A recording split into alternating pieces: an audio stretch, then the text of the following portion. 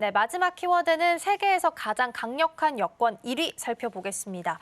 2025년도에 세계에서 가장 강력한 여권 1위로 의외로 아일랜드 여권이 꼽혔다고 하더라고요. 그 배경이 뭐고 또 어떤 의미를 갖게 되는 걸까요? 이게 평가 기준이 여러 가지가 있는데 저도 깜짝 놀랐습니다. 아일랜드 저는 뭐 미국이나 일본이나 뭐 이런 나라가 그러게요. 아닐까라는 생각했는데 생각보다 아일랜드가 1위더라고요. 그래서 여러 가지가 있는데 요 비중을 보니까 비자 면제 국가 수가 있고요. 과세 정책이 있고 글로벌 평판 지수가 있고 이중국적도 있더라고요. 그리고 이제 개인의 자유가 있는데 이런 기준으로 해서 이제 아일랜드가 1위입니다.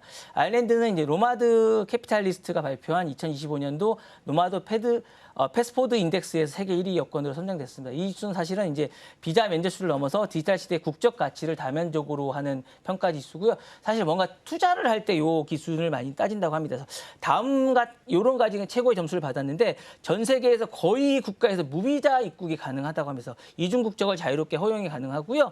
언론의 자유 및 군복무 의무가 없다고 합니다. 아일랜드가 왜 군복무가 없는지 잘 모르겠습니다. 그래서 언론의 자유나 이런 것들도 무제한으로 이제 허용이 되고요.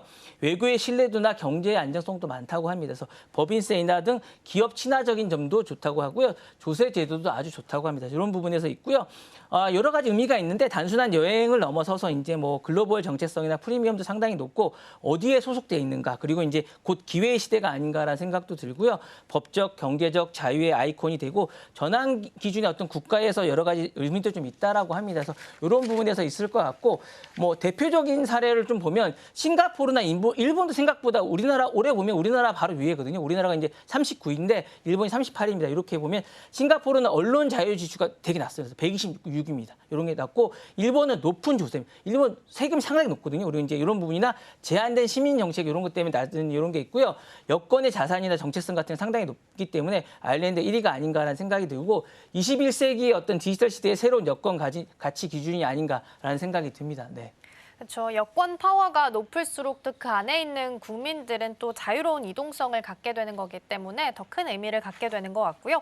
잠깐 말씀해 주셨지만 한국 같은 경우에는 전년도에 32위였는데 39위로 하락을 했습니다. 그래서 이게 어떤 의미를 좀 상징을 하는 건지 체크해 볼까요? 우리는 하락 배경이 여러 가지가 있겠지만 일단 이중국적이 안 됩니다. 우리나라 이중국적이 안 되는 것 같고 과세가 상당히 높습니다. 우리가 생각보다 과세가 높고 여러 가지 점수가 있는데 해외 소득 과세 범위에서 우리나라가 생각보다 과세가 높고 개인의 자유가 생각보다 낮다고 합니다. 이렇게 해외에 비해서 어떤 언론의 자유가 생각보다 없고 그다음에 이제 이게 아쉽지만 병역의 의무가 있습니다. 이런 것들이 있고 그런 지표에서 불리하고요.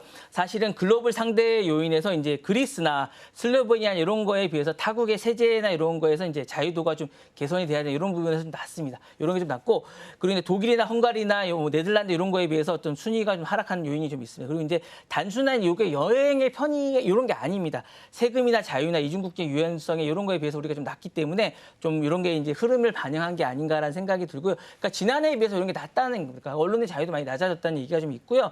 정책의 시작점은 이런 것 같습니다. 국격의 제고나 국민의 해외 기용의 확대가 아니고 이런 게 이제 여러 가지 의미에서 이제 많이 낮아진 게 아닌가라는 생각이 있고 시사하는 바는 그런 게 좀 있는 것 같고요.